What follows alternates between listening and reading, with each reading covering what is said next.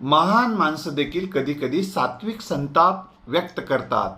काय करू आता धरून या भिड, निशंक हे तोंड वाजविले, असं तुकाराम महाराज म्हणाले. आणि म्हणाले ते देतो तीक्ष्ण उत्तरे, पुढे व्हावयाशी बरे.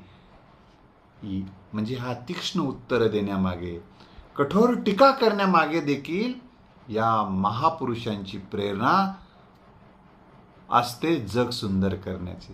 त्यांच्या बोलण्यामध्ये आणि त्यांच्या बोलण्याचा परिणाम त्यांना क्रोर्य घडून आणणे, कुरूपता निर्माण करणे नसते, तर जग सुंदर करण्यासाठीची त्यांची तळमळ असते.